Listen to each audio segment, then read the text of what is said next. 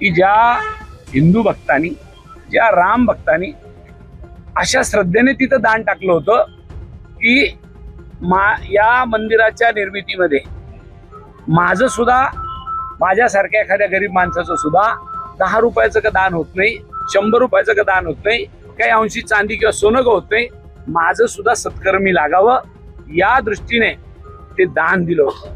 दान देणाऱ्याची भावना अशी असते की सत्पात्री लागावं. परंतु ते दान देणाऱ्याची जेवढी मोठी लाईन अयोध्येमध्ये प्रभू रामचंद्राच्या मंदिरामध्ये आजपर्यंत होती, जेव्हापासून आपण त्या क्लिप व्हायरल झालेल्या पाहिल्या आणि चोरी सीसीटीव्ही कॅमेऱ्यात कैद झाली, तेव्हापासून दान देणाऱ्याची संख्या सुद्धा घटली. म्हणजे जिथे जी ट्रस्टी भारतीय जनता पक्षाच्या आणि RSSच्या लोकांना तिथं निवडलं होतं, तिथं जे लोक होते त्यांनी केलेली चोरी ही कॅमेऱ्यात कैद झाल्यानंतर मात्र आता कोणी ट्रस्टी राजीनामा देतोय, कोणी काही करतोय. माझं म्हणणं आहे, आतापर्यंत सरकारने चोरी केलेल्या लोकांना FIR दाखल करून जेलमध्ये का नाही टाकलं. आणि म्हणून खऱ्या अर्थाने काँग्रेस पक्षाने देशभर आंदोलन सुरू केलं आणि प्रत्येक जिल्ह्याच्या पोलीस स्टेशनला विनंती करायला लागले की आमचं हे निवेदन आहे, आता त्या चोरांवर FIR दाखल करा. अयोध्येत होत नसेल तर किमान जालन्यात करू. म्हणून जालन्यातल्या जिल्हा काँग्रेस कमिटी आणि शहर काँग्रेस कमिटीने आज प्रभू रामचंद्राला अशी प्रार्थना केली की प्रभू रामचंद्रा, ते मर्यादा पुरुषोत्तम आहे, एक वचनी एक पत्नी आहे, यांच्यासारखे रोज रोज मंडळी बदलणारी नाही. अशा प्रभू रामचंद्राच्या कडे आम्ही आज प्रार्थना केली. सगळे काँग्रेसचे पदाधिकारी, त्याच्यामध्ये प्रदेशचे पदाधिकारी आहे, जिल्ह्याचे पदाधिकारी आहे, स्थानिक पदाधिकारी, सगळे काँग्रेसचे कार्यकर्ते. याच्यापेक्षा महत्वाची भूमिका की जी भजनी मंडळ आहे, जे हरिभक्त पारायण वारकरी संप्रदायातली मंडळी, टाळकरी मंडळी, हे सुद्धा या ठिकाणी उपस्थित झाले आणि या सगळ्या नागरिकाला वाटायला लागलं की प्रभू रामचंद्राच्या मंदिरामध्ये माझी केलेल्या दानाची अशी चोरी होत असेल तर आता मंदिरातली दान सुद्धा आता सुरक्षित राहिलेलं नाही का या देशामध्ये. अशी परिस्थिती आणि अशी भावना आता निर्माण झाली. तुमचा प्रश्न होता यांनी, आम्ही असं केल्याने यांना काही फरक पडेल का. परंतु काँग्रेसचं एक कल्चर आहे, काँग्रेसची आयडियोलॉजी आहे. काँग्रेसला 150 वर्ष राज्य करणाऱ्या ब्रिटिशाला घालून देण्याची चळवळीची परंपरा आहे आणि म्हणून काँग्रेस ही त्या चळवळीमध्ये पूर्णतः उतरेल.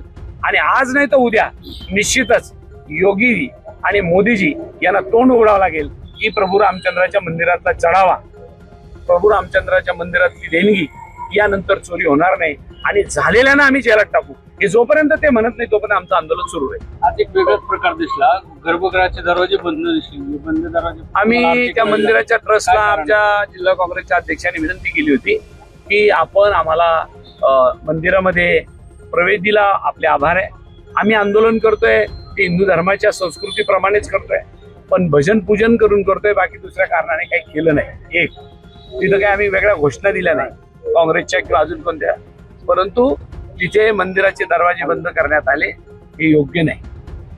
म्हणजे एवढंच नाही की तिथे प्रभू रामचंद्राची प्रतिमा बाहेर ठेवली होती. आम्ही त्यांना अशी विनंती केली होती की आम्ही प्रभू रामचंद्राच्या मंदिर जरी बंद झालं तर किमान प्रभू रामचंद्राच्या प्रतिमेसमोर आरती करू आणि आरती करून पोलीस स्टेशनला निवेदन द्यायला येईल.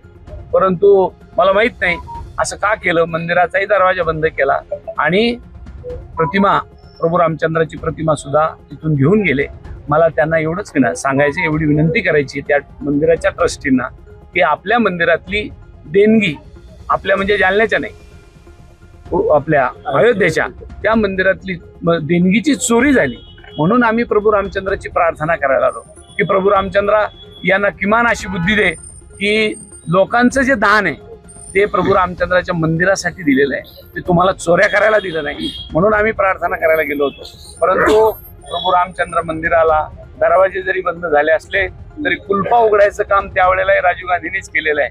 आणि म्हणून मला आपल्याला एक गोष्ट सांगायची आहे की कुणीही प्रभू रामचंद्राच्या मंदिराचं, कुठल्याही मंदिराचे दरवाजे जरी बंद केले तर प्रभू रामचंद्र हे काही कुठल्या दरवाजे बंद केला म्हणून ते हात अडकून पडले असं होत नाही. यात सुद्धा राजकारण होत आहे. दरवाजे बंद होते मला त्याचं कारण काय सांगता येणार नाही. परंतु आम्ही ज्या भावनेने तिथे गेलो होतो त्या भावना काही मला आमच्या खराब नव्हत्या. म्हणून त्यांनी उलट आमचं स्वागत करायला पाहिजे होतं आणि म्हणायला पाहिजे होतं आज आम्ही पूर्ण दिवसभर दरवाजे उघडे ठेवू. का केलं माहित नाही. कोण करते? मला नाही सांगता यायचं. भारतीय जनता पक्ष आणि RSSच्या मंडळीची ती भूमिका प्रभू रामचंद्राच्या मंदिराला निर्माण करण्याची होती. तिथले मंदिर त्यांच्या पूर्णपणे ताब्यात आहे. मग ते ट्रस्टी असू दे नाही तर अजून कोणी असू दे. तुम्ही बघा त्याचं भूमिपूजन आणि त्याच मंदिराचा आपला प्राणप्रतिष्ठेचा कार्यक्रम आदरणीय मोदीजींच्या हाताने केला गेला. मग आता सगळं श्रेय प्रभू रामचंद्राला हाताला धरून आणलं, तिथं बसवलं.